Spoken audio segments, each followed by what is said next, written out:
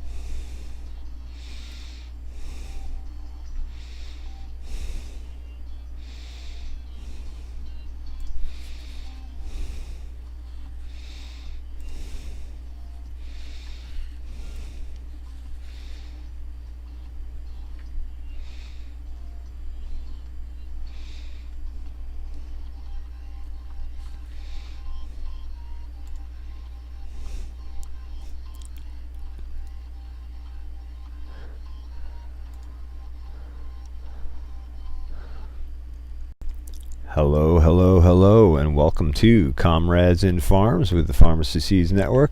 My name is Carlton.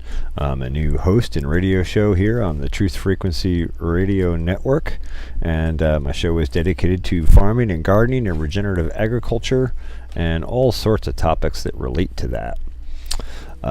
Let's see. Tonight, I want to talk about a few different things. The first part of this show, I want to go into regenerative agriculture and what some of the principles and practices are that go with that. Now, oftentimes people hear regenerative agriculture and they really don't know what that means. So I want to go into a few of the different pieces about regenerative agriculture and what it means and how it works and how some of those pieces come together. So, for starters, regenerative agriculture is based on principles and practices that are aligned with nature and natural processes. And as much as possible, we try to study and mimic nature and then replicate those processes and integrate them into our farming systems. And oftentimes this can be a little bit tricky. Nature isn't always necessarily cooperative with what we're trying to do. So sometimes we take a hit or a loss in the process of that. But that's a sacrifice that we're willing to make if we're really dedicated to healthy ecology and healthy soils, plants, animals, and humans. So let's just go briefly into some of the principles and practices of regenerative agriculture. First of all, everything starts with soil. And so there's really no way to undock anything we do nutritionally, health-wise, and agriculturally from the soils. Everything comes from the soil and everything returns to the soil. Ashes to ashes, dust to dust, so to speak. So as far as working with soils, basically everything we can do to foster good soil biology is really the main focus of regenerative agriculture. And then once we have that biology working correctly in the soils, that accelerates the health and growth of everything else downstream from that. So what do truly healthy soils look like? Truly healthy soils are soils that are integrated with good biology, integrated with good trace mineral nutrition, and they have ongoing biological activity all the time. And the more of that biological activity we can have, the better off we'll be. So some of the pieces that tie into this, basically soils act as the digestive tract of the plant. And so we can never really untether plants from healthy soils. So one of the things that we use for building healthy soils is something called foliar feeding. And for those of you who aren't familiar with nutritional practices and principles for agriculture, most people typically feed well, they think they're feeding the plants, but really what they're doing is feeding the soils, and then the soils are feeding the plants, at least if you're doing things organically. Now, if you're using chemical fertilizers, that's a whole different model. That is effectively hydroponics in soil, and it's a whole different concept, and it doesn't work with biology, and consequently doesn't work with microbial metabolites. And so many of the trace minerals and enzymes and other pieces that are required for truly healthy plants that can actually develop disease and pest resistance and have immunity are not available when you're using chemical fertilizers. But we're going to ignore the chemical fertilizer thing because that's not what we're really talking about here. So when we feed plants, typically we feed plants through the soil, and oftentimes we'll use things like manure or rock dusts or seaweed, azomite powder. There's all sorts of amendments you can add to soils.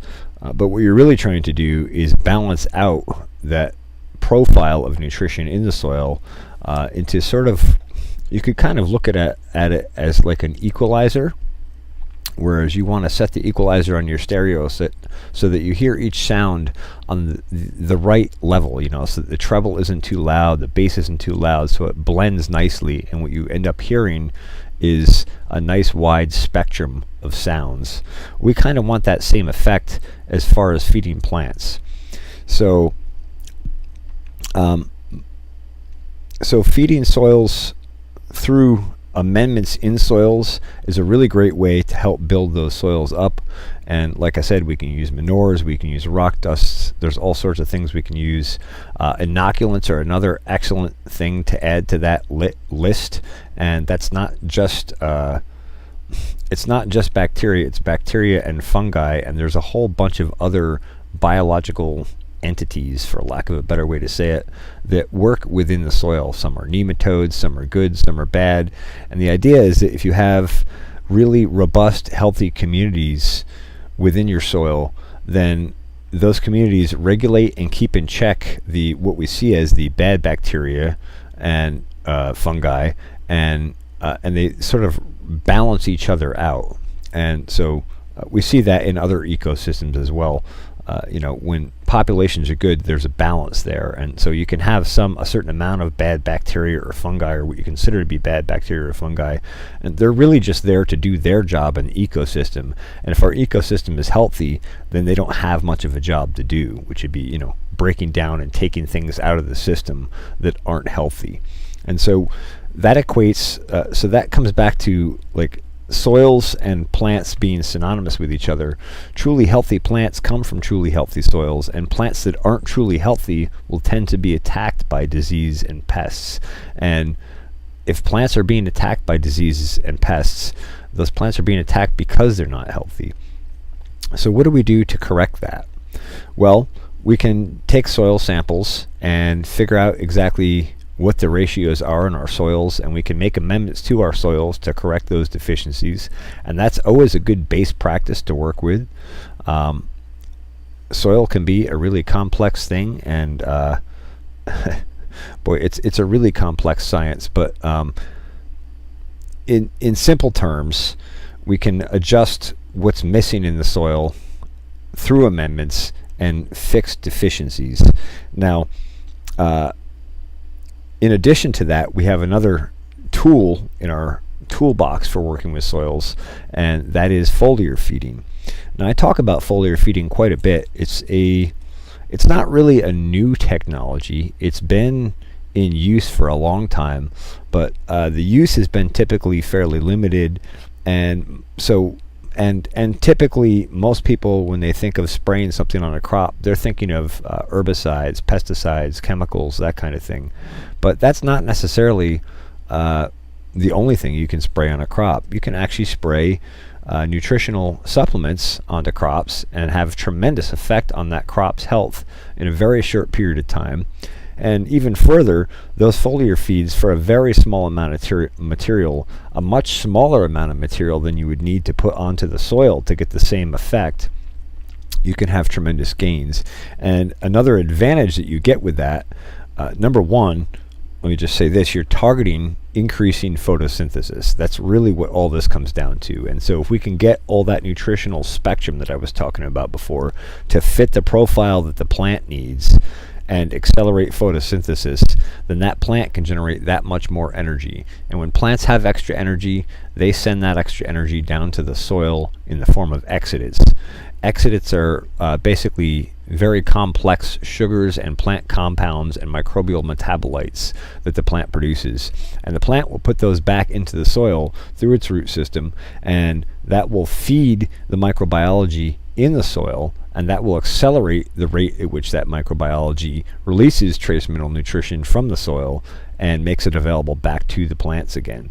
Again, this all works in the form of microbial metabolites. These are being exchanged through the biological life in the soil. And so communities grow, thrive, die, and their nutrients decay and come back to the plants, and they sort of work paired with each other. So the plants are feeding the soil is feeding the plants, and it works together as a really beautiful symbiotic process. So let's see. So that's just part of it. Okay, so that's like foliar feeds and basics for soil. Other parts of regenerative agriculture, I've sort of focused on plants and soil, but regenerative agriculture is a much broader concept than that. And I guess I'm going to zoom back out here for a minute and try to go into the broader concepts around regenerative agriculture. Other tools that we use are livestock. Livestock can come in many forms. It could be anything from goats to cows to chickens, and I even call my honeybees livestock, mini livestock. They each have a job in the ecosystem, and each does its job really well, really effectively, and contributes to the overall health of the ecosystem and contributes to some part of the process in the stream of the ecosystem. From, say, if you look at it from, say, a start, even though really biological systems aren't really a start to finish kind of thing, they're always continuing to loop and self-replicate. So livestock, most people think of livestock and they probably envision like a factory farm where there's a bunch of cattle inside of a fence, and that pasture has been grazed down. It's basically mud and poop everywhere with a few weeds sticking up through it, and there's big grain bins in one corner, and they dump the grain in, the cattle come over and eat the grain, and they poop all over this big dead block of land that's covered in poop. And that is not how regenerative agriculture works with livestock. Regenerative agriculture tries to mimic natural systems once again. So back before the United States was taken over by the Europeans, there was a huge area out in the plains. You might have heard of this, and it was loaded with bison and buffalo and all sorts of animals and creatures. Well, those bison and buffalo did what's called rotational grazing, and this is the natural system. They would come through an area in a big stampeding herd, and they'd eat and poop and stomp and urinate all over that area, and as soon as they consumed all the food that was easy to get to, that tasted good to them, they'd leave that area and move on to another area. And so what you get with that is you get an area that's been chewed down, the plants have been chewed from the top, and that, we've talked about this in other things, but that tips the hormone balance in the plant and makes the plant actually accelerate its root growth tremendously, and that helps build soil and helps extend the root system deeper into the soil. Okay, so you have that effect going on. At the same time, you have manure and urine from the animals coming down and fertilizing the plants, and at the same time you have all those animals stampeding that into the soil, so they're kind of pressing all that into the soil. So what you've had here is this addition of nutrition, an addition of biology, a very short pruning, and then a long period of time after that for that soil to recover and those plants and grasses in that soil to grow back and become lush and robust again. And then after that, the livestock will come through it another round again, and this process continues. Well, before we came along and decided to go all Dust Bowl here, and I'm not knocking our ancestors, they just didn't know any better. Sometimes we have to make big mistakes to learn lessons from them. But before we came along and did the Dust Bowl thing, there was 8 feet of organic matter topsoil on those grasslands out in the Midwest. And part of the reason for that was the rotational grazing. The other part of the reason for that was truly healthy plants that were not being tilled up and disturbed. So as those plants sequestered carbon and built soils, that carbon and the soils and that microbiology stayed in that soil and didn't get tilled up every year and allowed to oxidize and gas back off. So that's just kind of a taste of how livestock can fit into the system, and how livestock in regenerative agriculture is massively different from livestock in standard agricultural systems. So let's see. Other tools we use are mulches. Mulches are a very effective and powerful tool. Basically, mulches are used much in the same way as cover crops, except they are a little bit different. We'll get to cover crops shortly. But mulches are basically used to protect soil and suppress weeds. And one of the main things that mulches do in protecting soil is provide a safe home for biology. So often you see people go out and they till up a piece of land and they put plants in it, and it's a row of plants, and then everything else around it is bare soil, and all that bare soil is being exposed to ultraviolet light, oxygen, all these really oxidative processes. And so what that does is it kills the biology. Just like if you and I went out and laid out in the open in the sun every day, 10, 12, 14, 16 hours a day in the sun, we'd dry up and die. Well, the same thing. Those biology in the soil need to be protected, and that's one of the roles that mulches plays. At the same time, mulches, as they break down through the microbiology in the soil, become the next level of trace mineral nutrition and humans and carbon in the soil. And so they both feed the soil and protect the soil at the same time. So they're a very powerful tool. Another tool we use in regenerative agriculture is cover crops. Cover crops are a very effective way both to build and protect soils and to build mulch in place for another crop that you want to follow it with. Cover crops basically are crops used to fill in a zone between productive crops, although more and more they're being used integrated directly with productive crops, grown right with productive crops. And actually I'm doing some of that this year here on my farm. I have quite a bit of sweet corn in this year, and I'm cover cropping in the under canopy of that with buckwheat. So cover crops can do all sorts of awesome functions. They can help build soils. They can protect soils just like a mulch would through the shade that they provide. And even better than a mulch, cover crops actually have the ability to add additional exudates to the soil. So that means you can actually build soils even faster. Now, one of the things you can do with cover crops is mix multiple species. And what you find when you start mixing multiple species of cover crops is you get synergistic effects, and you start getting synergistic stacks of effects. So if you start mixing cover crops, I think Gabe Brown talks about this. Gabe Brown is a pretty well-respected, I think he's from North Dakota, Midwestern farmer. He's been doing no-till for 25 or 30 years. In North Dakota, which is in a very extreme climate, very short growing season, and he's had tremendous success. He went straight to no-till, and he uses cover crops, and one of the things he specifies about cover crops is multiple species.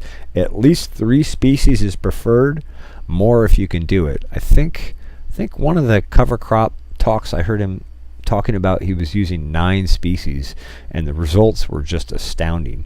But basically, each one of those cover crops has its own has its own set of exudates, its own microbiology that it draws, its own fungal communities. And so when you start putting multiple crops together, you get multiple different sets of communities. And just like when you look around in nature, you don't see this monocrop thing. You see all different species and varieties all mixed together. And each of those species and varieties and microbial communities is interacting with all the other communities around it. And they're feeding each other and exchanging each other and communicating with each other all the time. Boy, couldn't us humans learn a lot from that. So let's see. That's a little bit about cover crops. One of the other awesome advantages about cover crops is many of the cover crops are also grass crops, like corn, buckwheat, many of the cereal grains. Most of these grasses and cereal grain crops are C4 type plants. So for those who don't know, there are two basic types of plants. There are C3 plants and C4 plants. C3 plants only photosynthesize when they're exposed to enough light for them to perform cell division or mitosis. And that basically is what drives the photosynthetic process. However, C4 plants can store some of the energy that they've built up during the day, and they can continue photosynthesizing even at night. And if they have big reserves of sugars, they can photosynthesize all night. So that gives them a little advantage as far as how much exudate they can produce and how much organic matter they can build, because they're not limited to only when they're exposed to sunlight. That's a very basic explanation of the difference between the C3 and C4 crops, but I feel like that's a really important point to make. So what you can do is take all these different pieces, livestock rotational grazing, mulches, cover crops, foliar feeds, and stack them together, and inoculants, and stack them together in a system, and now you can have massive gains, because each one of these pieces can give you a gain in soil health or productivity of soil or crop productivity. But when you stack them together as a system, now you get the synergistic effect of each one of those multiplied times each of the other ones in that system. So what I try to do here is stack those together. So I use foliar feeds in conjunction with cover crops, in conjunction with soil amendments, in conjunction with inoculants, and then I rotate those crops, and then I use multiple species on top of that, so that I'm getting an accelerated effect on top of an accelerated effect on top of an accelerated effect. And that has tremendous ability. Let's see. So I did mention about how in conventional agriculture you see livestock in these big open dead pasture yards covered in poop.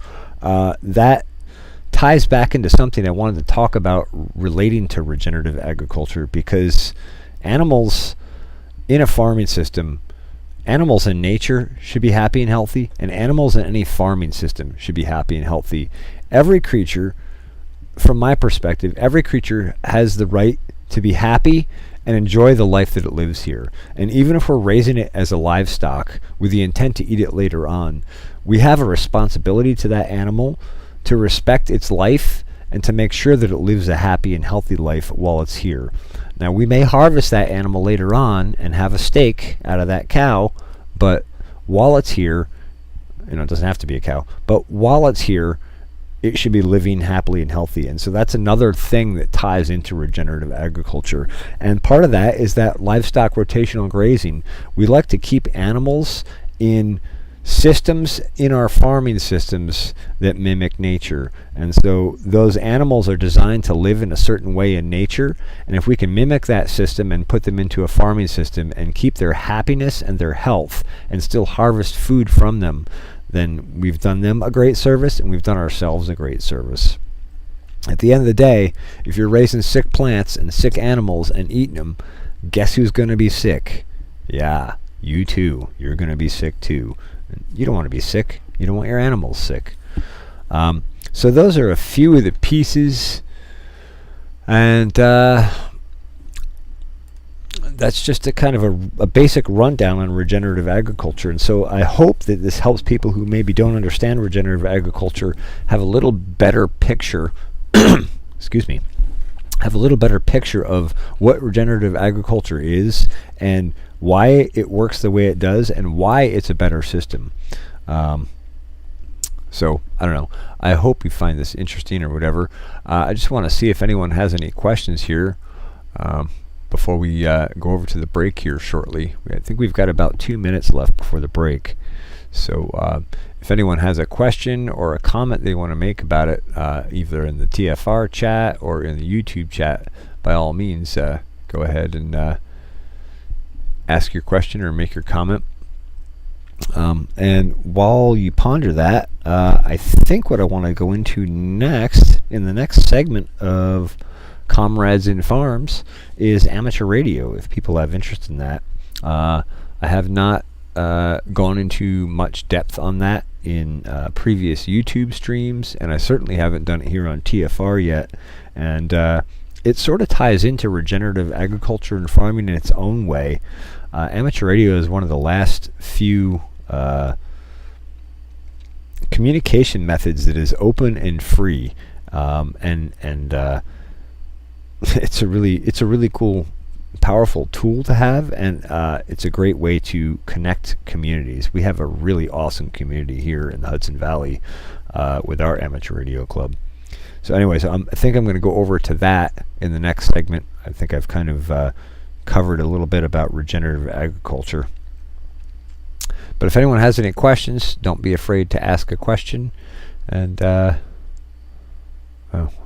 there we go.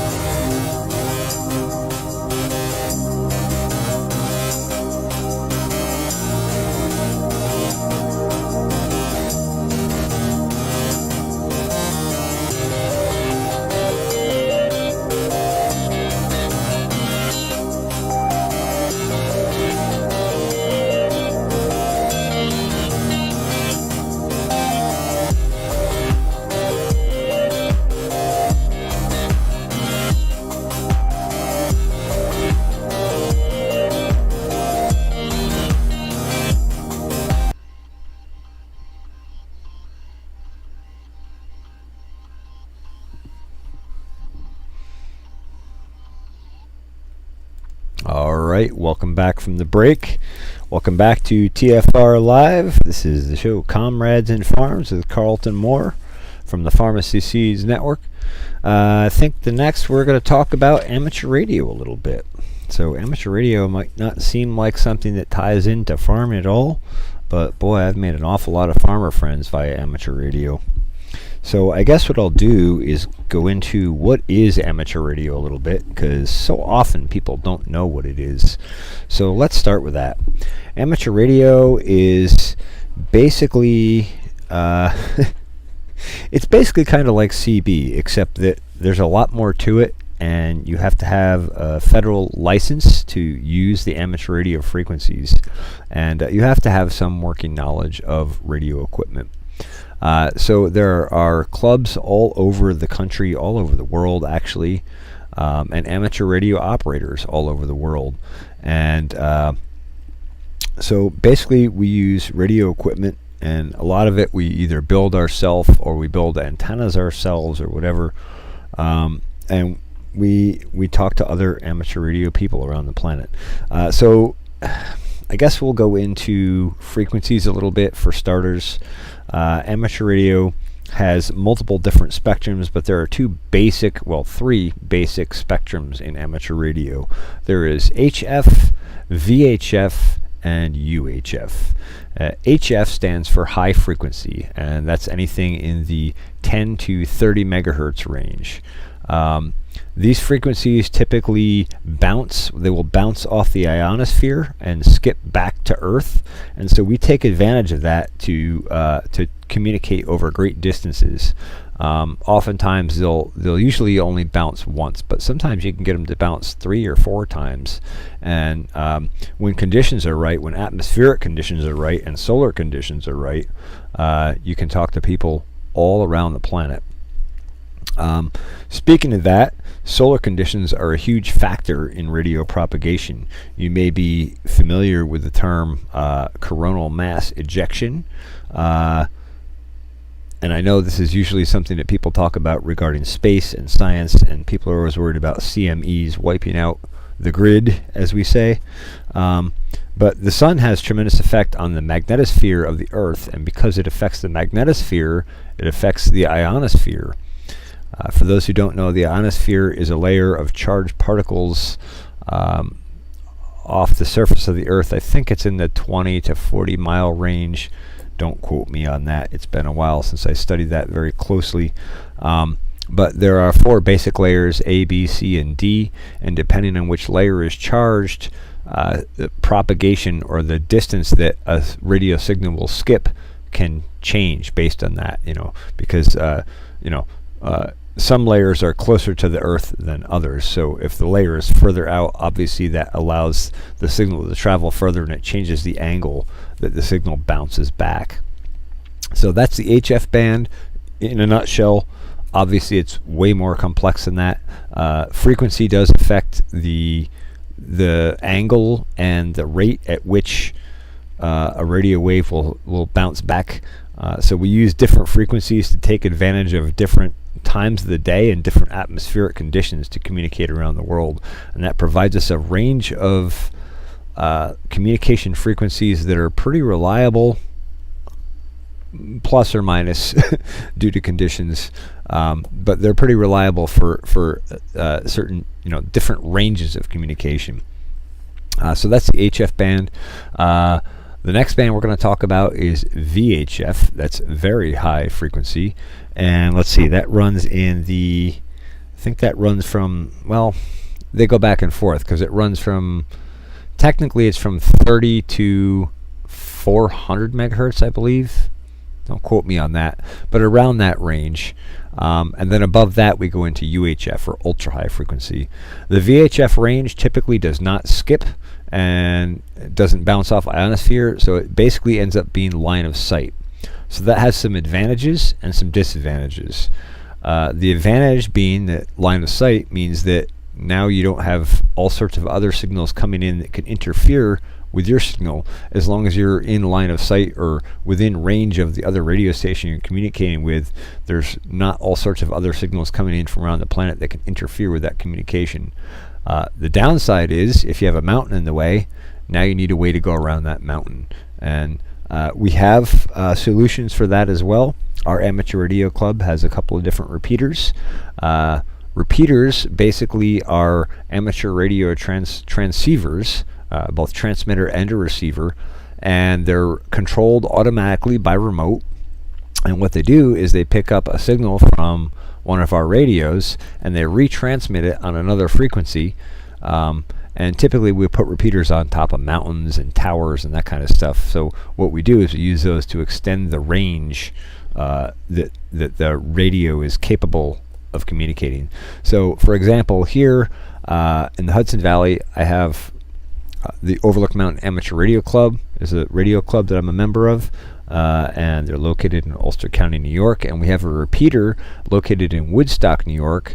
It's up at a very high elevation, and that repeater covers an area, man, I don't even know how I would describe it, but it's huge. We've talked to people up to 160 miles from our repeater, direct from the repeater. Like I can take my handheld radio here. I know there's a lot of people listening on TFR, so they can't see, but if you're on YouTube, you can see I'm holding up my my handheld radio. I could take this and go walk around the yard and talk to somebody who's 160 miles away down in New Jersey. So very, very handy piece of equipment or set of equipment for radio.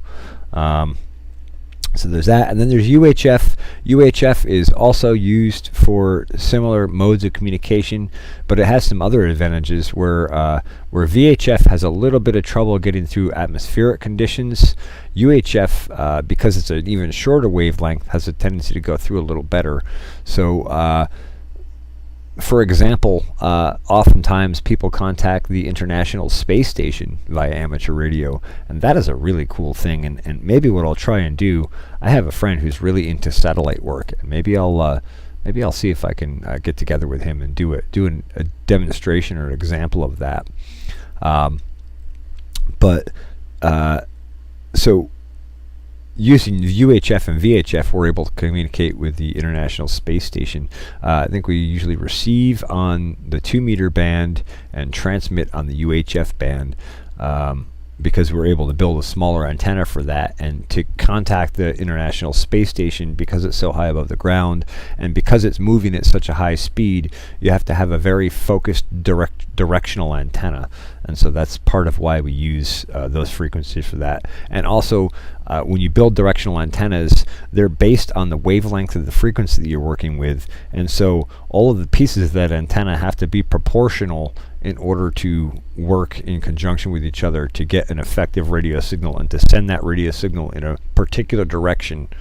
And so that's why we use UHF for that sort of thing, because if you can imagine trying to take a monstrous antenna like the size of a ship and point it really fast, it's not easy to do. But if you have a very high radio frequency, which equates to a very short wavelength, now you can make an antenna that's very small, and obviously you can point that and direct it much quicker and manage it much more easily. So let's see. That's HF, VHF, UHF. All right, so we've covered some basic frequency stuff, and I'm just going to check back into the chat here and see what's going on. Let me look in TFR here. Yes, lucky I am on YouTube as well. Not sure if that's a good thing or a bad thing yet. Kind of back and forth trying to keep things flowing smoothly. So far it seems to be working out. I'm just going to look at the YouTube chat here quick and see if we have any questions too. Let's see. Soaking in magnesium flakes from hair. Border. Doesn't look like we have any questions regarding radio in chat, so that's good. Let's see. So what else? Amateur radio. What else about amateur radio? We covered some frequency stuff. Let's go into some of the volunteer side of amateur radio and some of the other emergency preparedness things that we do.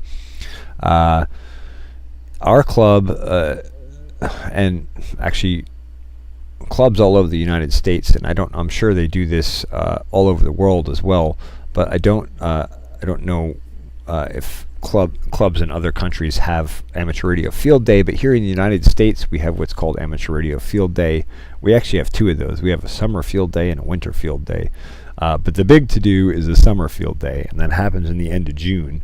And so what we do is our club all gets together and we compile all our gear and we go to a remote location and we set up all of our equipment and multiple radio stations all in one place, multiple antennas all in one place, and we bring our generators and our food. And basically what we do is a drill of emergency preparedness for communication.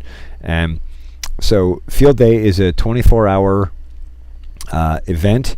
It starts Saturday afternoon at 2 p.m. and finishes Sunday afternoon at 2 p.m.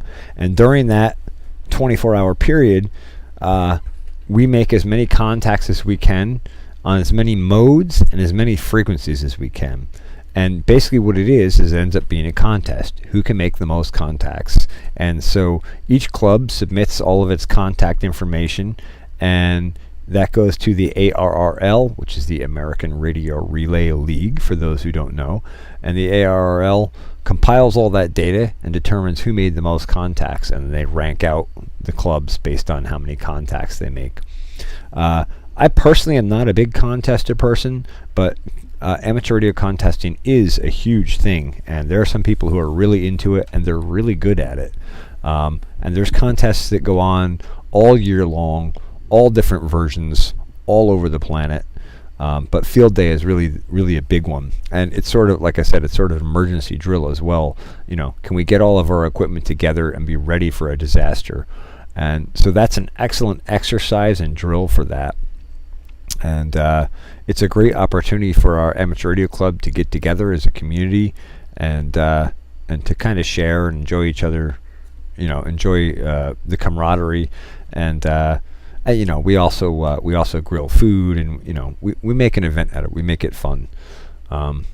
So that's amateur radio field day. That's kind of a taste of what contesting is and that sort of thing.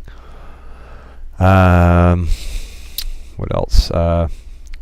And I got a comment here from Geeky. We had ham operators available during emergencies when I was at the health department. Good backup communication. Yes. Actually, that brings me to a point. Thank you, Geeky.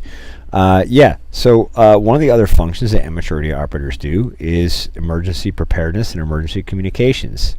What was the big hurricane? Was it in Texas? There was a hurricane a few years back that was absolute disaster for the southern United States. And we actually, one of our amateur radio club members is a huge part of something called RACES, and that is the Radio Amateur Civil Emergency Service. And it's a volunteer group of people who provide emergency communications during disasters. Let's see, there's RACES, and the other one is... now it's not going to come to me when I'm trying to think of it. So basically what they do is they go respond to emergencies and provide communications. In fact, most people don't know it, but when the World Trade Centers were attacked back in September 2001, and all of those towers went down, it took down all the TV antennas, it took down all the cell tower antennas, it took down all of the communication infrastructure for that part of New York. And guess who stepped in and provided communication when no one else could talk to each other? Yep, amateur radio. And if you go Google amateur radio operators, September, the World Trade Center attacks or whatever. If you Google that, you'll see a lot of really interesting information about how amateur radio operators actually filled in that gap and provided communication when other people couldn't. So that is a long history. We have a long history, I should say, of providing emergency communications during disasters. And so along with that's kind of why this sort of ties into farming, because it ties into freedom and independence. And freedom and independence are, they don't come because someone gives them to you. They come because you maintain them. Freedom isn't free, there are people who fight for our freedom every single day, and it's hard to fathom what the true cost of that really is. I know I'm kind of getting sidetracked here, but at the end of the day, what I'm saying is amateur radio is another mode of communication. It allows us to have freedom and independence in another way, and in an emergency, it's a really handy tool to have, and that ties into farming. Food and health and all that sort of stuff. I think this Corona thing that we're going through here now has been a great example of just how fast supply chains can shut down and just how susceptible we really are to our big industrial systems. It's really easy when those systems are working correctly to think that we're all safe and that the food chain will never end, everything will be fine. But boy, did we find out quick how fast you couldn't get toilet paper and sugar and rubbing alcohol. I still don't think I've been able to find rubbing alcohol in the store. So it just provides another opportunity, another method or mode for us to have independence and freedom, and it gives us an opportunity to communicate over and above and out and around our existing infrastructure systems, because we can't always depend on them. So let me just go back and take a look at chat here and see if there's any comments in here. We have lots of ones going on. Yeah, Kiki says, which disaster? We have lots going on right now. That's how I'm wrong. Yes. Let's see.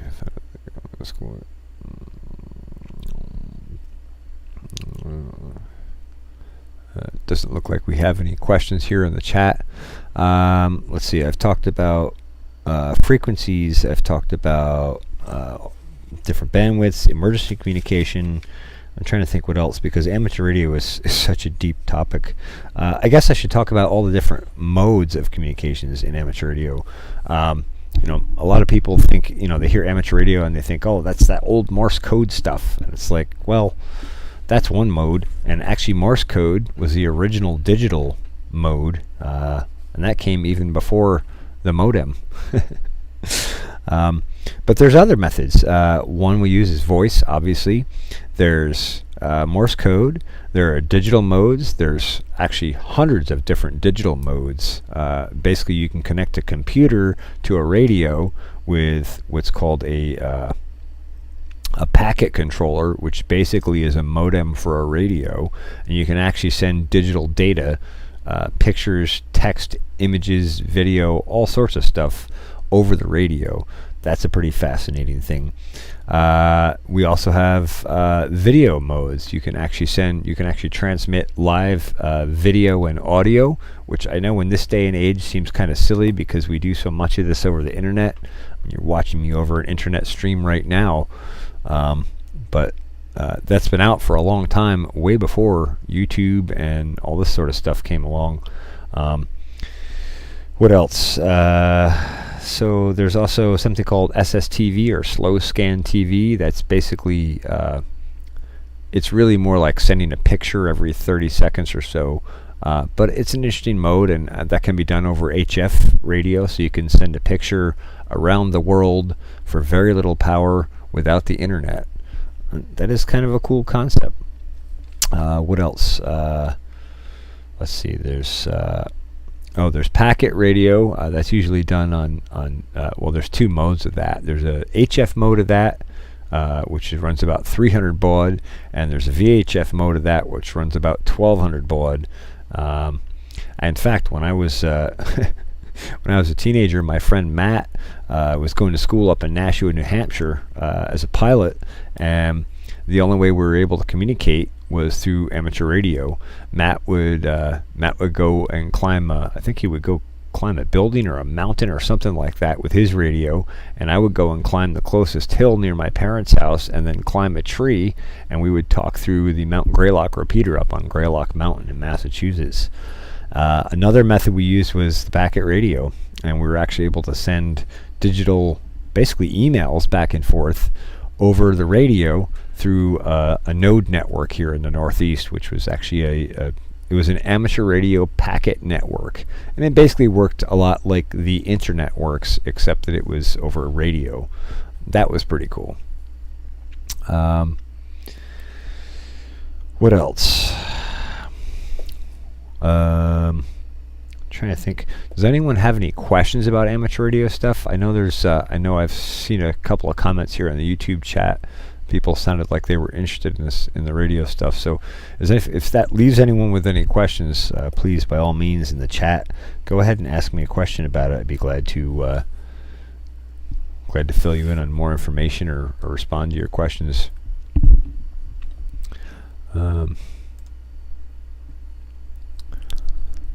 And I'm back over here in the TFR chat, and I have a question here from Apple Pie Plane, asking if I'm claiming I can contact the ISS. Yes, I can contact the ISS. I can literally contact the International Space Station. You have to catch it when they're passing over our area. You have to know what frequencies they're on, and you have to coordinate your antenna to track them. But yeah, you can. It's pretty cool. In fact, if you go on YouTube and you look up contacting the International Space Station, I guarantee someone has uploaded a video about that. Oh, and I see someone's asking for the link for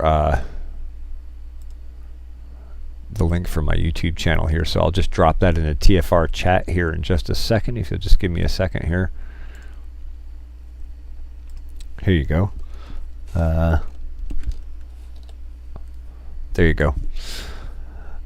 So actually, you can contact the International Space Station. Like I said, maybe I'll try and get my friend who's very into the satellite end of things to do a demo with me. Maybe we'll do a demo video or something like that. I think that would be something kind of cool to do in a video, so you could really see what's involved with it, because it requires a pretty significantly good antenna and a pretty decent radio, we'll say, because you need a pretty clean signal and you need a decent amount of power to reach the space station. Their passes are so fast and so short, it's very quick. Like if you get to talk to them for more than 30 seconds or a minute, it's a lot. So it's not a long conversation with them, but it is a pretty cool thing to see. Let's see. I'm going to go back and check on the YouTube chat here and see if there's any more questions on radio stuff. It doesn't look like there is, so that's good. I'm trying to think what else I haven't covered with amateur radio. There is some new radio equipment out now called DMR, Digital Mobile Radio. And basically DMR is radio that's digitized before it's transmitted. And so that offers a lot of advantages. You can actually have multiple conversations on the same frequency without interfering with each other. And there's a whole bunch of different versions of this, because every time a new radio technology comes out, all the radio manufacturers go out and create their own proprietary version, and then they all try to fight to get everybody to buy in on their proprietary version. It's really kind of an annoying side effect of big companies. But the main one is DMR uses something, people have put together something called, I think Brandmeister, I think it's called. And basically what it does is it takes it and it makes it so over the internet you can tie together amateur radios from all over the planet, pull them through an internet server, and then now you can have conversations all over the planet on the radio, and just using the internet as sort of a medium to help carry that signal. Now, there are some advantages to that and some disadvantages to that. Obviously, the advantages to that are you can network to anywhere on the planet, and you can pipe radio signals anywhere on the planet with very little equipment and very little effort. The downside is that you're now susceptible to internet loss. So I have not played with any of the DMR stuff yet, but I have some friends who are really into it and they really like it. I just like, it's another piece of equipment for me to buy. They're still fairly expensive, and I'm not I'm not looking to go spend equipment on radio, or spend money on radio equipment right now.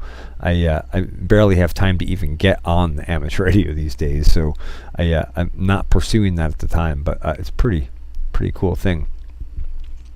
And Geeky Gardens has a question here. What current radio equipment is popular now? Well, the DMR is become very popular. So if you go to Google and look up DMR amateur radio, you'll find all sorts of information on that, and I'm sure you can find out more about it. Another thing that is popular now is something called a waterfall display, and basically what it is the older radios, you tune to the frequency, and you'd see on the frequency display what frequency you're on, and you have a signal meter, and it would show you what the signal is coming in, what your signal is going out, and that's about it. Oh, we're coming to the break here, so I will pick this up on the other side.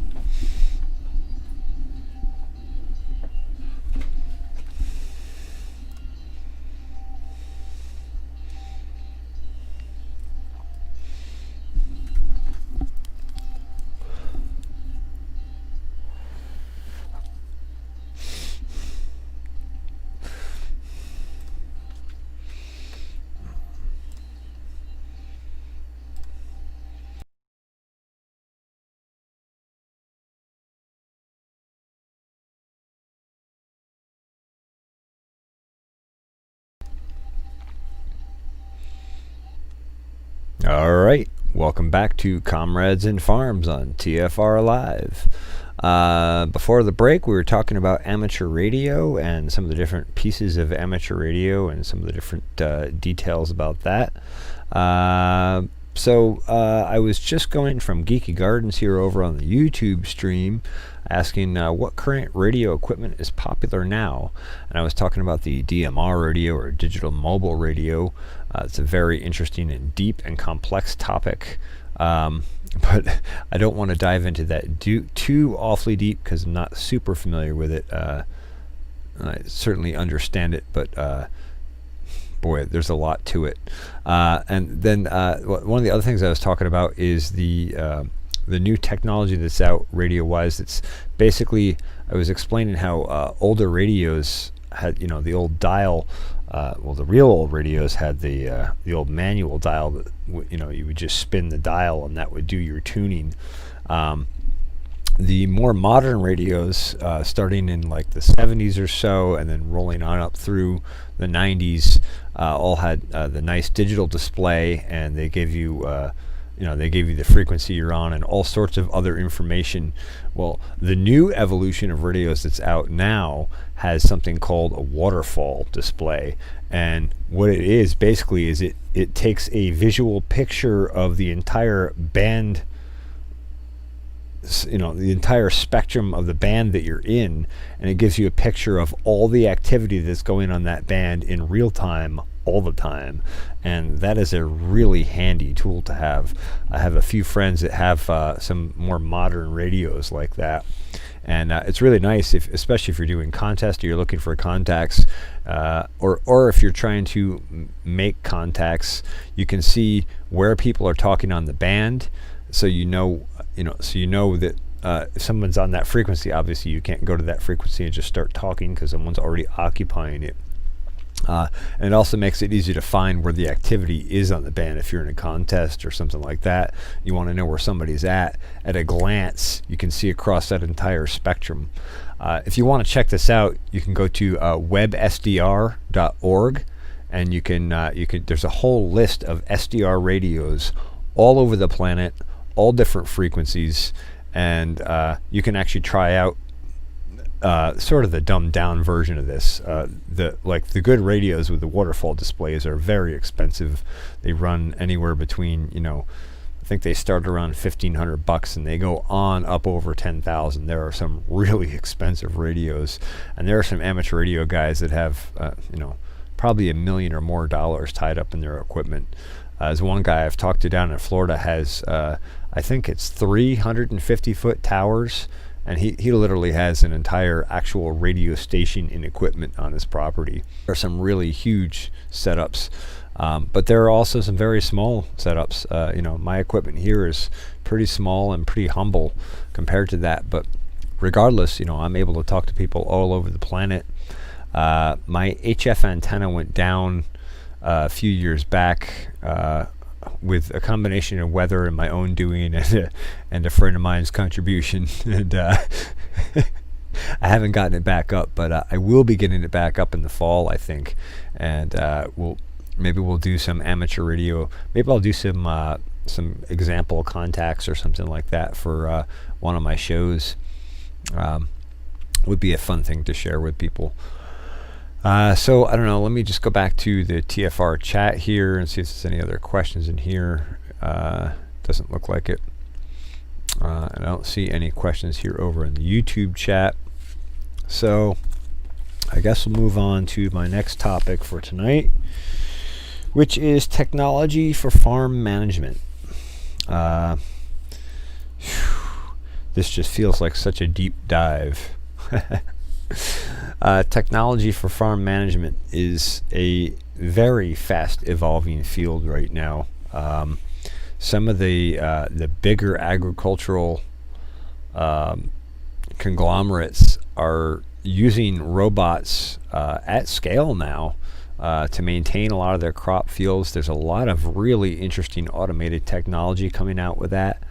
And they're actually able to target specific weeds and specific trace mineral specific nutritional deficiencies pests, diseases. There's all kinds of cool stuff that they can do with these robots. The problem is, once again, if you're a small farmer like me and you don't have a huge budget, you can't afford to go out and buy a multi-million-dollar robot. So on my own level, on my own scale, I've been developing things here. And I started out with something called a Raspberry Pi in my greenhouse. And if you're not familiar with the Raspberry Pi is a single board computer about the size of a pack of cigarettes, fairly robust processor. You can get, it's primarily Linux-based operating systems. There is a Windows 10 version OS for it, and I'm trying to think. I think there's another one or two other weird OSs you can get for it, and then of course there's been all sorts of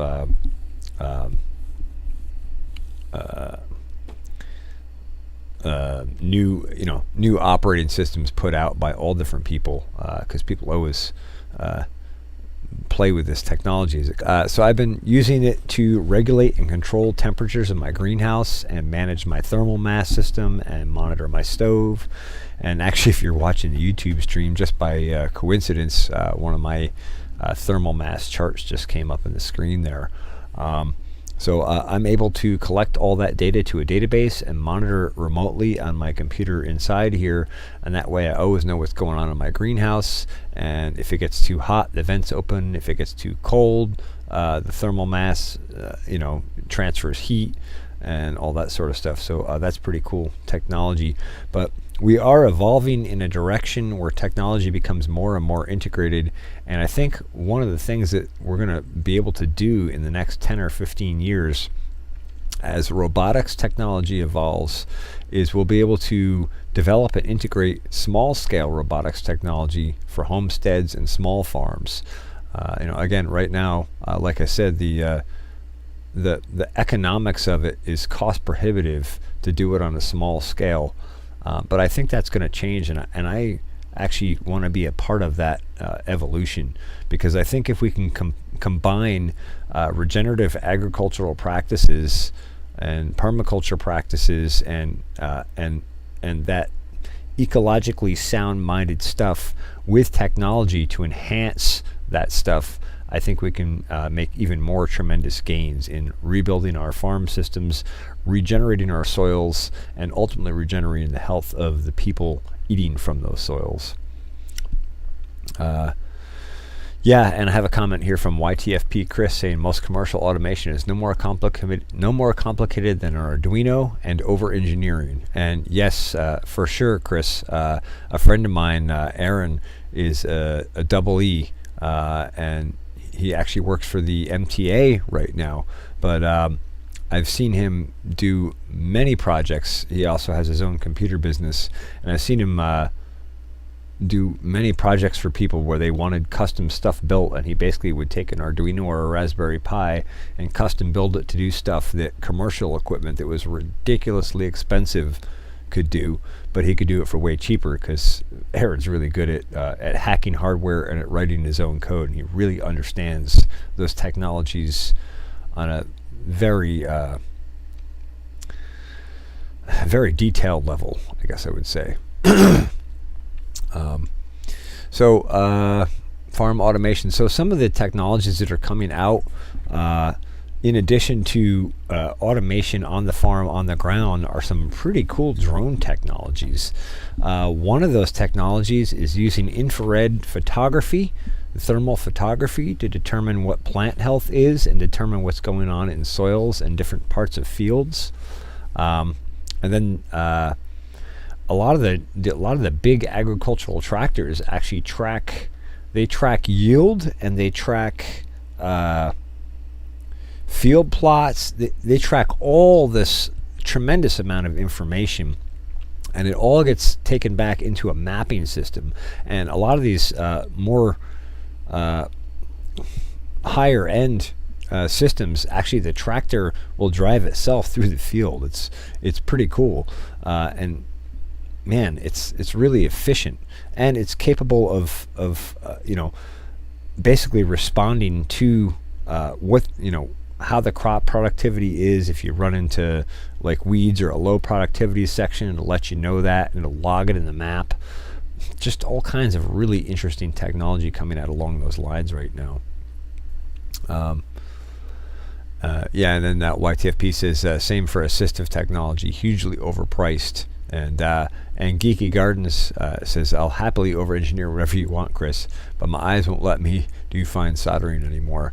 And it's interesting that YT mentioned that, because I know Geeky actually built a sonar system for a friend of his who's, I don't know if he's completely blind or partially blind.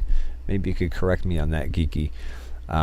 But he built this sonar system so his friend could ride his bike and use the sonar to detect objects ahead of him, so he could actually ride his bike without crashing. So that's a really cool piece of technology to have available to you. And Geeky was a programmer for 30 plus years, so yeah, he is really knowledgeable in this area. Let's see, YT says lots of spectrometer breakouts now. You can do your own sampling of ingredients in a substance, and also crop ripeness, etc. Yeah, exactly. And actually, along those lines, since you mentioned it, YT, the spectrometer thing is something that I think the Bionutrient Food Organization is working on developing a handheld spectrometer, so you could actually walk into a grocery store and take a carrot or a tomato or whatever off the shelf and shoot it with the spectrometer and find out exactly what the nutritional quality of it is. And when that finally comes out and people become more aware, that's going to drastically drive our agricultural systems, and it's going to drive them in the direction of regenerative agriculture and better nutrition.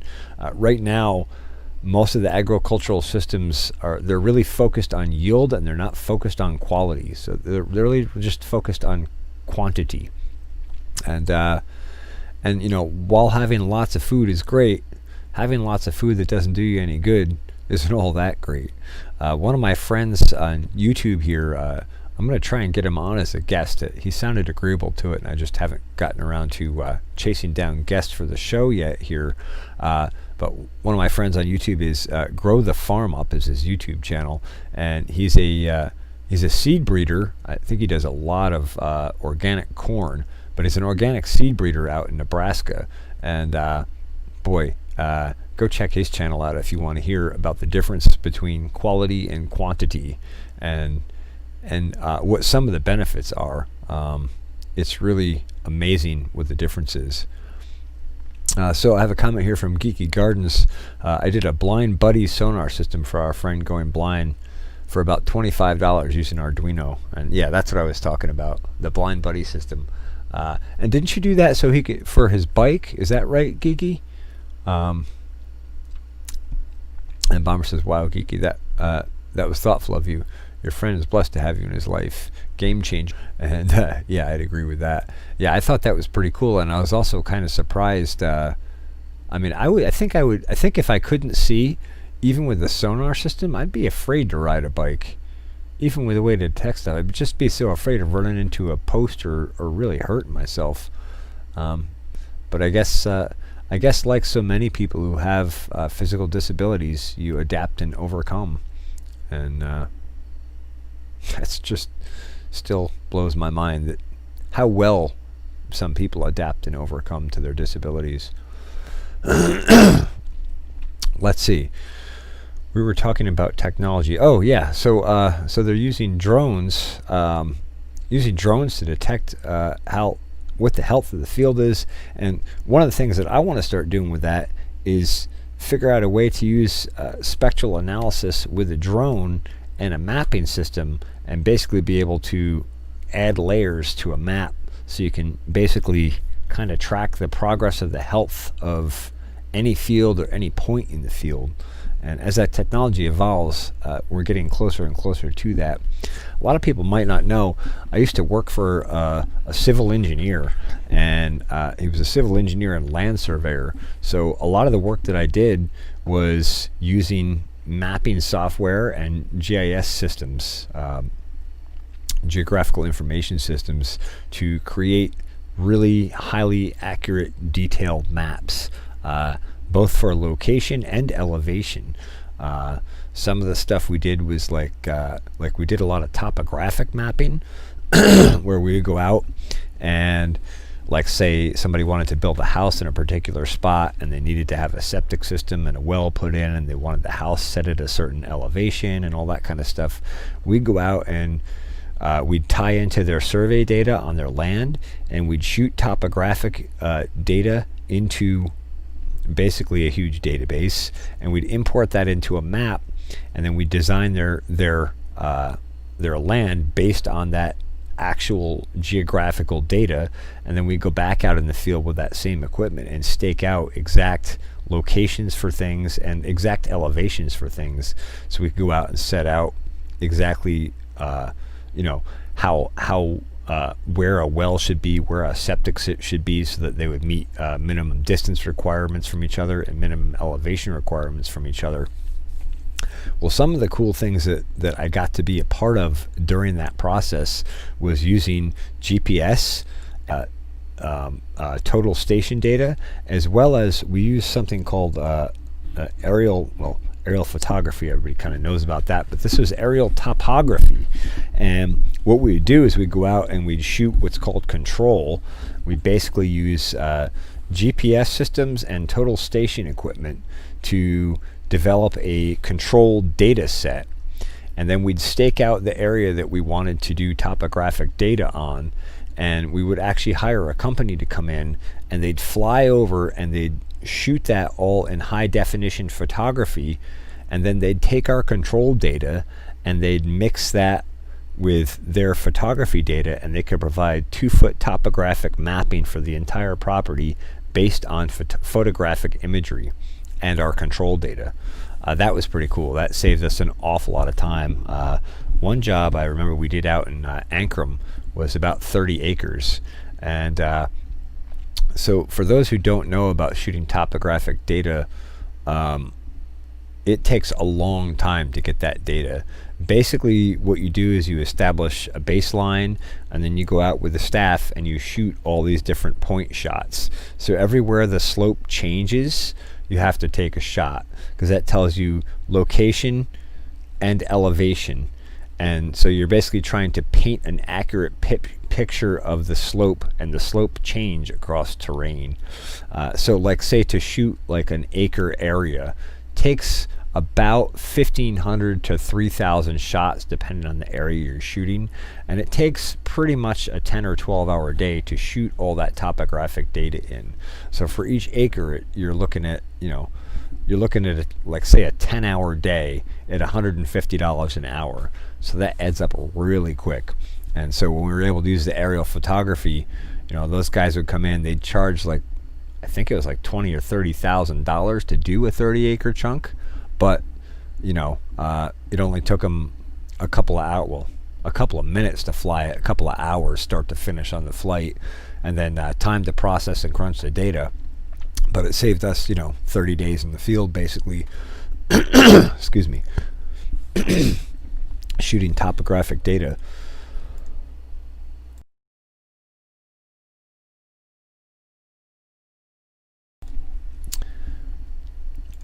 Sorry, I had to clear my throat there. Let me go back and catch up on the chat here. Was it based on ultrasonic or time of flight, Geeky? Guessing ultrasonic. Yeah, it was ultrasonic. Geeky Garden says, we haven't mounted it on the bike yet, but he's still riding, so watch out, he still sees. Oh, he does have some vision, okay. Yeah, I wasn't sure about that, but I remember you telling me about that and thinking, man, I'd be afraid to get on a bike if I couldn't see well, or if I saw worse than I do already, put it that way. I don't have the best vision. He still sees shadows. Okay. Does he have some sort of macro degeneration? Out of curiosity, Geeky. And then YT suggested maybe infrared for that device that Geeky built. And then Geeky says he's trying to find a device, a good sensor that gives more distance. He needs at least 20 yards or meters for the speeds he rides. Yeah, that makes a lot of sense, Geeky. And I know I've seen one like that. I'm trying to think. I was researching ultrasonic sensors a while back, and I definitely came across a good one. But as I recall, they were pretty expensive. I think that sensor was like 80, 90, 100 bucks, somewhere in that range. But it was supposed to be high quality, and it's supposed to give you pretty accurate data. Along those lines, I want to use something like that for my ram pump to monitor volumetric flow through the ram pump system. And I know I've mentioned that to you before, Geeky, but at some point we still have to play around with that idea. But excuse me, my throat is just...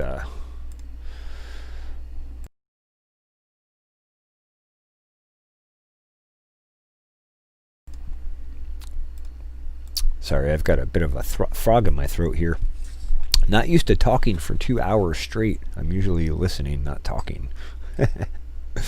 Let's see. So Geek says most of the LiDARs I found only reach about 12 feet. Yeah. Yeah, and then YT says best to pursue Adafruit or SparkFun than try to find a Chinese equivalent or cheaper. Yeah, that's probably true.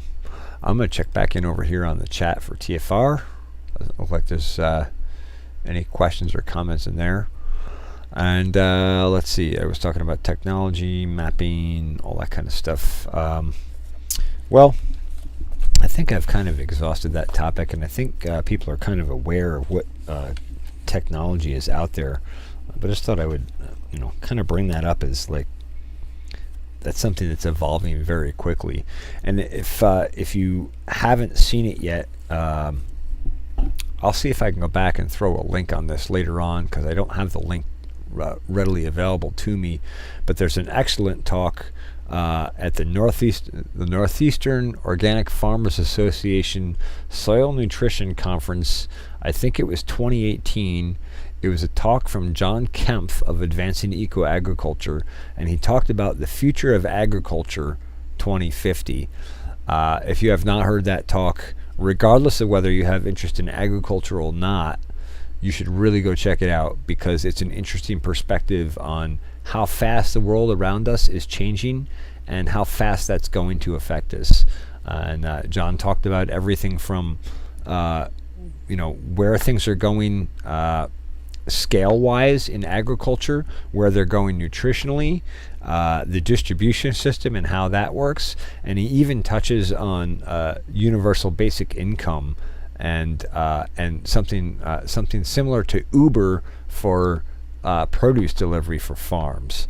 So there's a lot contained in that topic, and if you're not familiar with it, you should really check it out, because it's both a fascinating talk, and it's also sort of an alarming talk, because it sort of reminds us just how fast the world around us is changing. And man, it's really cool to watch things evolve, but it's also kind of scary. It's just changing so fast, it's hard to keep up. Anyway, so Bomber says teaspoon of honey. Oh yeah. Unfortunately, I don't have any more honey in here. Speaking of honey, I got stung by one of my honeybees today. I was just sitting out there watching them, and I don't know if she landed on my arm, and then I like bumped her between my arm and my my side, and that's why she stung me, or if she just landed and stung me. But she left a decent little welt there, and the stinger was sticking out, so I had to fish that out. And I tried to use the old fingernail sideways method, but that didn't work very well, so I ended up having to pull it out with my pincher fingers, and of course that injected a little bit more venom, so that's always fun. Anyway, I know we have a break coming up here on TFR shortly. Let me just have a look at how much time we got left. Looks like we got about a minute left, so if anybody has any questions in this last minute, don't be afraid to spit them out in the old chat. And what else? Let's see, the future of agriculture with John Kempf, and so when we come back from the break, I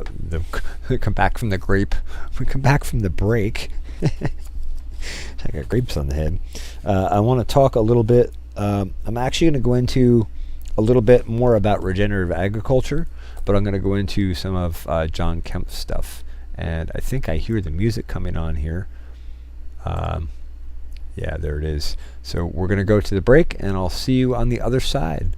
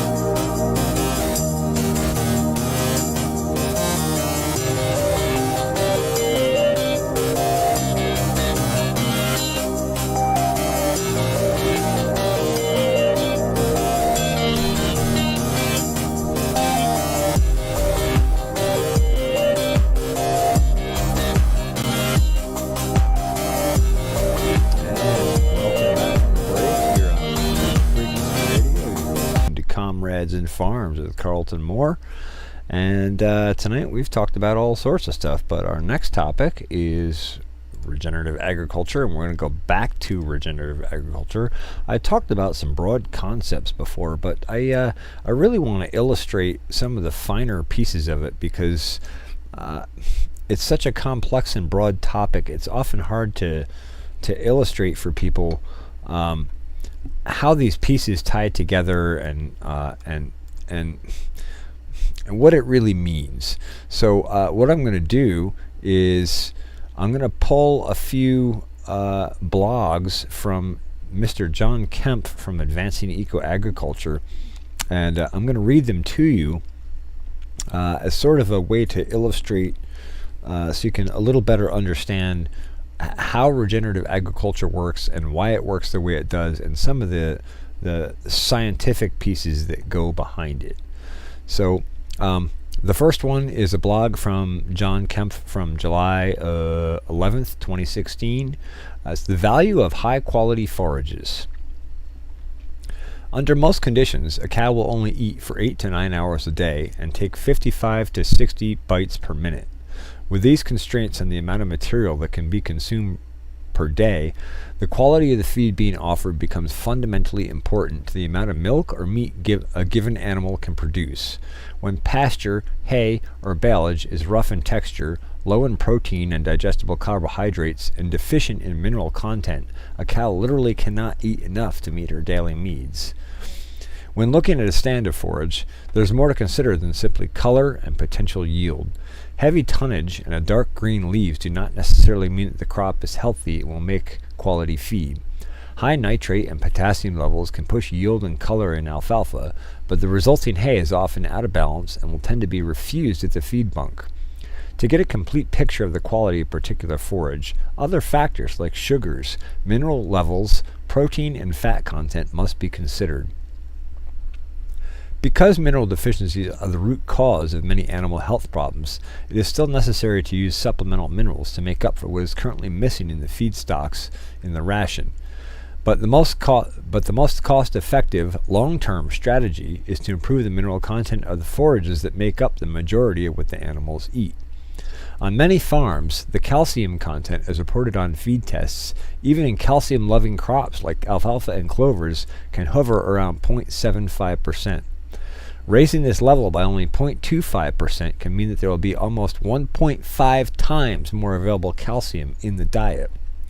Because it has been absorbed and complexed by a plant, this calcium is already in available form, is highly bioavailable and more efficient than even the best and most expensive supplements. In a similar way, increasing protein content of forages will reduce the need for increasingly expensive off-farm sources. Equally as important, if the forages are a well-balanced nutritional program, they will have the sulfur and trace minerals necessary to make complete proteins. Adding fats to beef and dairy rations has become very popular over the last several decades because they can increase the energy content of the diet without increasing the dry matter intake of the animal. Many farmers don't realize that they have the ability to raise the fat content of their forages to a point that would make many of the commonly fed supplements unnecessary. When forage crops have high sugars, digestible carbohydrates, balanced proteins, and increased fats, they become a nutrient-dense and complete feed for all types of livestock. Ruminant animals were designed to eat predominantly grasses, legumes, and other herbs and shrubs. Adding starches and proteins to feed rations has become the standard practice in industry only because of the inability of most forages to deliver the minerals, protein, and energy necessary for high levels of milk and meat production. For plants, foliar applications of balanced nutrition packages can make rapid changes in plant nutrient availability, and energy. Foliars work in two basic ways. First, they can provide small amounts of key nutrients that a plant cannot find in the soil. When timed appropriately, these microdoses of minerals can give plants the missing pieces they need to perform key growth and reproductive functions. Foliars can also increase the metabolism and energy of plants so that they have an increased ability to pull minerals and other compounds from the soil, leading to an increase in their value as a feedstock. The process of building quality forage is best considered as part of the building health of the whole farm system over a period of several years. Yet it is possible for a single application to make a significant difference in the health and quality of a forage crop. In a study from the University of Vermont in 2012, a single application of Advancing Eco-Agriculture's Photomag, which contains no nitrogen or calcium, increased the protein content by 3 points, 20%. The net energy for lactation, or NEI, by 8%, the relative forage value, or RFV, by 22 points, or 21%, and the calcium level by 58% in the first cutting alfalfa. Numbers like these mean more money in the pocket of any livestock producer through lower vet bills, better productivity, and higher quality premiums.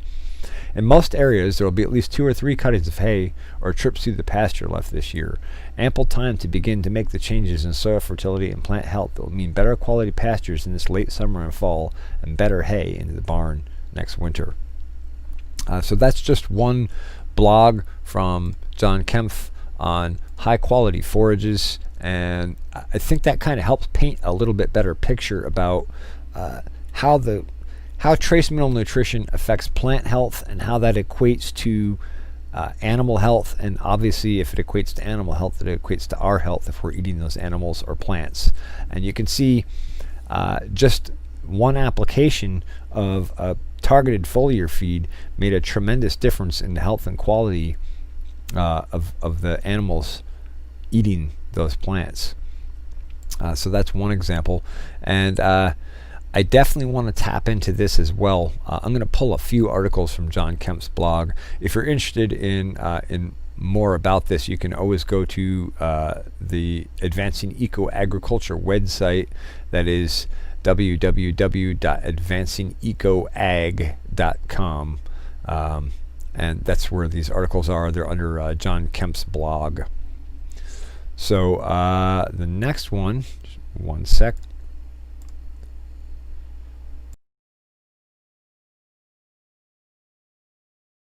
The next one is on critical points of influence in reproductive crops. I've talked about critical points of influence on multiple occasions. I talked about it with Lucky on Quantum Connections on her show. I talked about it with Brent on his show on the Paranormal Portal, and I've talked about it on my channel, and I've illustrated several examples of critical points of influence and their effect on my crops and the productivity of those crops, and not just the productivity of those crops, but the productivity of the seed set resultant from those crops. If you're not familiar with that, you should definitely go check out my channel. Look up critical points of influence on my channel. And I talk about it with corn, I talk about it with garlic, and I talk about it with a bunch of other stuff. But those are the two off the top of my head that are really, really important. So without further babble, I'm going to get into John's article here, because he really knows how to illustrate this stuff, and he really, really knows the science that goes deep, deep into this. So critical points of influence in reproductive crops. This is adapted from a talk given by John Kempf, the founder of Advancing Eco Agriculture. I came up with the phrase critical points of influence to describe a window in a plant's growth cycle in which a great deal of its future yield or potential disease susceptibility is being determined. These points are the times when a knowledgeable manager can best influence both the crop and the operation's bottom line by delivering the right amount of nutrition in the right form. This is complex, interesting stuff, and I will try to pare it down to essentials while providing enough of the science to help you in the field. All living organisms go through periods of expansion and contraction. Let's use a tomato, for example, and think in terms of energy concentration. A tremendous amount of energy is compressed in the seed. As it germinates, the energy expands, and a seedling emerges. The energy is much more diluted as the plant builds vegetative biomass. And when the energy concentrates and then the energy concentrates again to form a bud and flower. As the fruit begins growing and filling, energy expands. It contracts again as the fruit itself forms seeds, and so on. So you have a constant cycle of expansion and contraction, male energy and female energy, vegetative growth and reproductive growth. Certain nutrients are associated with each type of energy or growth. Nitrate, calcium, potassium, and chloride feed the vegetative process, building biomass and crop frame. Three powerful nutrients on the reproductive side are manganese, phosphorus, and ammonium. Trace minerals are also critical.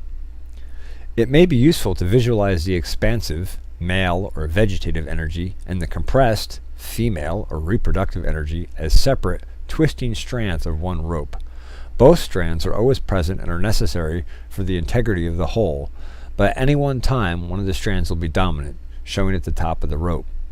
Likewise, plants never have just reproductive or just vegetative energy. There is always a blend of the two, existing in a ratio that narrowly favors first one type of energy and then the other. What shifts the plant between the two is just a slight tip in the balance. Plants probably have more expansion and contraction cycles than you think. Corn, for instance, has 13 during its lifespan. The reason these cycles matter is because yield, genetic expression, and disease resistance are all directly connected on how well a plant is able to transition from one type of energy to another. In reproductive crops like tomatoes or corn, the number of buds a plant can set is determined at one critical point of influence. Later on is another critical point of influence that determines the pollination success rate. After that is a point where available nutrition decides how many ears of tomatoes a plant will keep. So, to produce a high-yielding crop of marketable fruit, we need to focus on supplying nutrition at all points where a plant is making decisions about its reproduction. I've observed that on many crops, the reproductive parts of the plants are the weakest. They are the most susceptible to insects and diseases because they have the highest mineral nutrition requirements. Reproductive buds, an embryo, and a blossom all have zinc, manganese, and boron, and other trace mineral concentrations as much as 80 to 100 times greater than leaf tissue. When trace minerals aren't available in adequate supply, the plant becomes susceptible to pests. We have learned that the transition from vegetative to reproductive growth is critical in time and plant development, and it is just prior to these transitions that you'll have a window to make a difference. That window, critical points of influence. Let's look at another example. This example using perennial fruit crops. A fruit tree or berry vine goes into dormancy in the winter and is essentially in a vegetative state until the weather warms in the spring. Then the plant becomes reproductive dominant and begins pollinating and starts to form blossoms. An apple tree will pollinate and set fruit in a 5 to 7 day time period, during which the tree experiences a tremendous hormonal shift to support its pregnancy. It is effectively pregnant. The tree needs high concentrations of trace minerals and calcium. If it doesn't get what it needs to support the hormonal shift, it begins to sabotage itself, switching from protein synthesis to proteolysis, which is protein breakdown. This makes it an attractive food source for insects and diseases. Many of the yield-limiting problems in fruit production, apple scad, codling moth, plum curculio, and so on, result from the plant not having the right nutrition at the right time. During daylight of each 24-hour photo period, plants absorb carbon dioxide from the air and water and from the soil, catalyzing them with sunlight energy to form a broad array of sugars, photosynthates, which are sent from the leaves via the plant's sugar transport system, or phloem, to the plant's sugar sinks. The three major sugar sinks are filling fruit, new growth in the upper part of the plant, and adding to the root system. The hormone auxin determines where the sugars go. For example, when a plant reaches the fruit fill stage, the fruits start producing very high levels of auxin, and the plant sends all the sugar to the fruit and seeds, often resulting in a decline of sugar-deprived root system. This is bad for plant health. Two antagonistic groups of plant hormones, cytokinins and auxins, are key in managing and maintaining plant health. See chart below. Obviously, if you're even if you're on YouTube, I don't have the chart up, but you should check this out. Let's see. Cytokinins are reproductive hormones produced in growing root tips, hopefully during every 24-hour photocycle. When cytokinins move to the upper part of a plant, they slow vegetative growth. A plant with regular, strong cytokinin production will express it in a closely spaced internodes and strong bud initiation. Auxins are vegetative hormones produced in the growing shoot tips. They cause very rapid top growth with long internodes and they suppress bud initiation. When auxins move down to the root system, they shut off root growth. So you have these two teams of hormones waging constant battle inside a plant. Cheer for cytokinins. Healthy plants are always a cytokinin dominant. They have more root growth because the soil they have more root growth below the soil than they have shoot growth above the soil, the top of the plant. We're beginning to come to the crux of the matter. Hang in there. One sec, I got to clear my throat.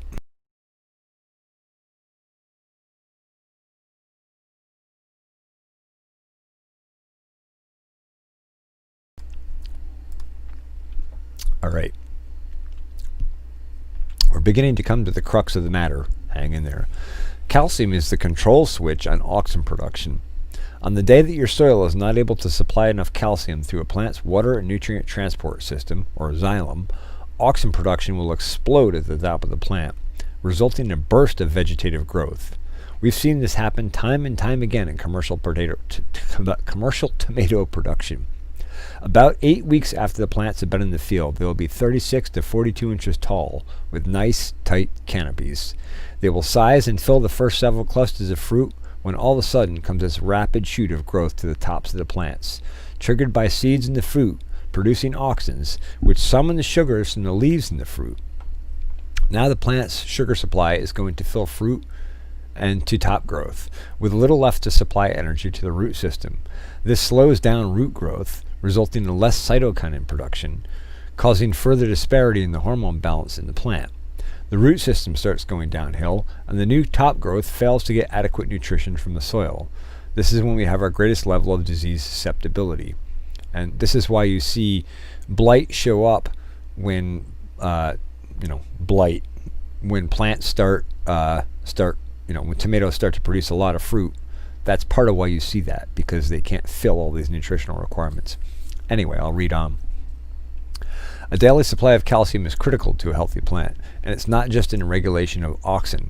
Calcium also determines or limits fruit size during the 14-day cell division stage after pollination. If a plant gets a good supply of calcium to build cell membranes during this stage, the fruit will be large and of higher quality. During the cell expansion stage that follows cell division, potassium is king, serving as the locomotive that moves sugars and water into the fruit to make them firm and tasty. The problem for farm managers is that calcium and potassium antagonize each other.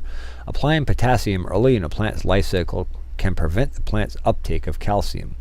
For that, we have a simple solution. Stop applying potassium early.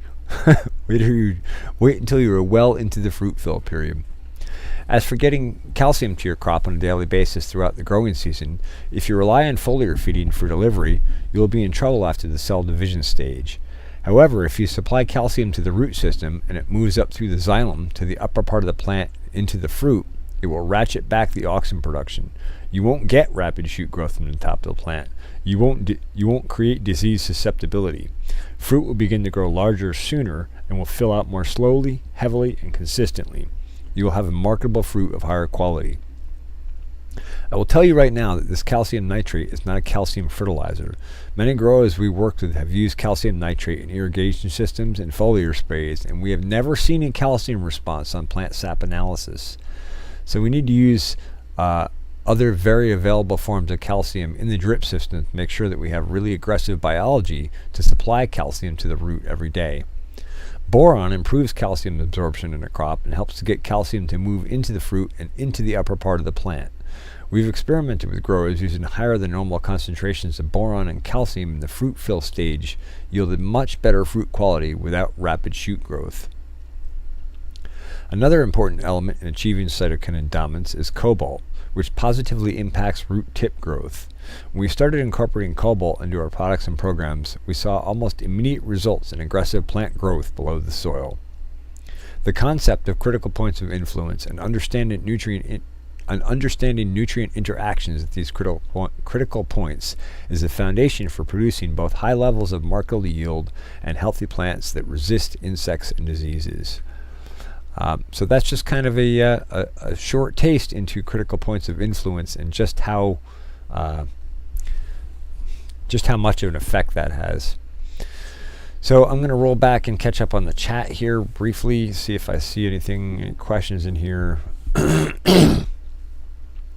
Don't think I see any questions in here anywhere. Mo Homesteading, hey, welcome. How are you? Good to see you in here. Thanks for coming along. I'm going to check in on the chat over in TFR. I don't see anything in there either. I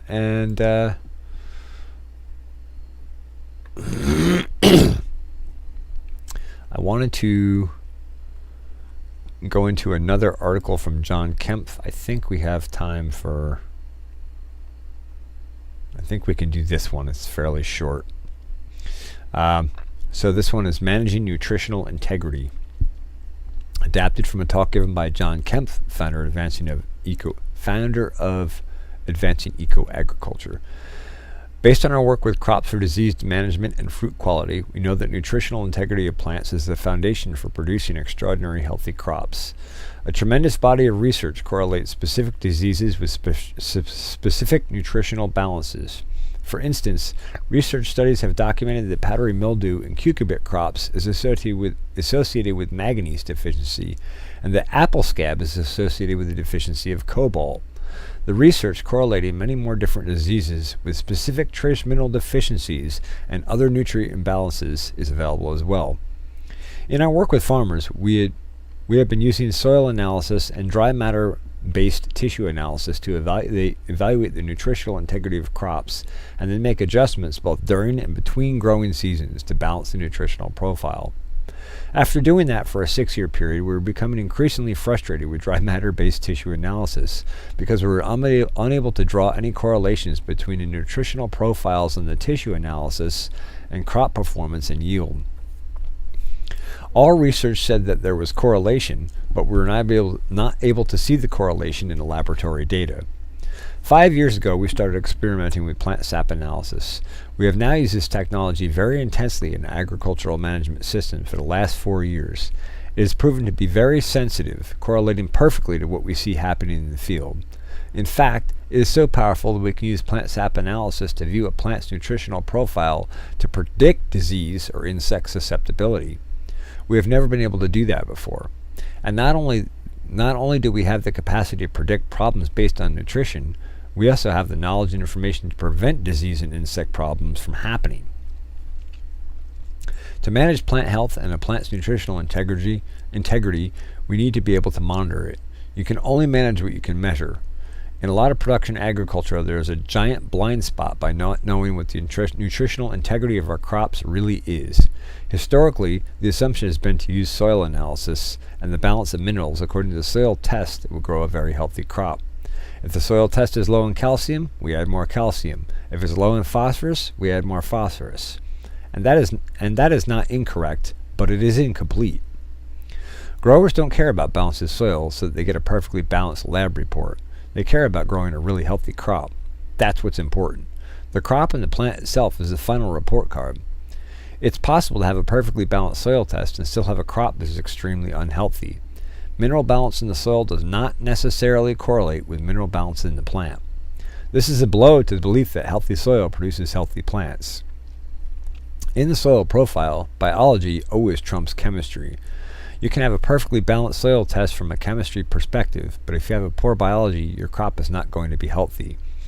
The converse is also true. You can overcome some mineral imbalances with an aggressive biology by growing a healthy crop. Plants move nutrients around using 2 types of transport tissue. Phloem moves energy from the sugar source, the leaves, to the 3 plant sugar sinks, the new growth at the top of the plant, the root systems, and the fruit. The phloem does not transport calcium or magnesium. The other type of transport tissue, xylem, moves water and nutrients from the root system to the upper part of the plant. The phloem that moves sugar from the leaf to the fruit has a 75% sugar content and is a thick, syrupy solution. Since calcium and manganese are not translocated in the phloem, we need a constant supply of calcium and manganese every day. On the day that calcium and manganese is not being supplied, the new growth at the top of the plant, or whichever point the water's flow is going, has the potential to become deficient. Plants have a 24-hour photocycle where sugars are being produced in the leaves and then being moved to these sugar sinks. Plants will do everything in their capacity to keep the new growth shoots perfectly balanced with nutrition. They will sabotage other parts of the plant to keep the new growth healthy with optimum nutrients. During the framing and vegetative stages, the sugar sinks are the new growth, and during the filling fruit stages, the sugar sink is the fruit. At these points, if there is a nutrient deficiency, the plant will sabotage older leaves to fill newer leaves, and newer leaves to fill fruit. The plant sap analysis team in the Netherlands developed a chart featuring a circle divided into 4 quadrants. All the positively charged elements, cations, on their left side. The negatively charged elements, anions, are on the right side. The upper half contains all the macronutrients, and the lower half contains all the micronutrients and trace minerals. We understand that soil has a finite mineral holding capacity or cation exchange.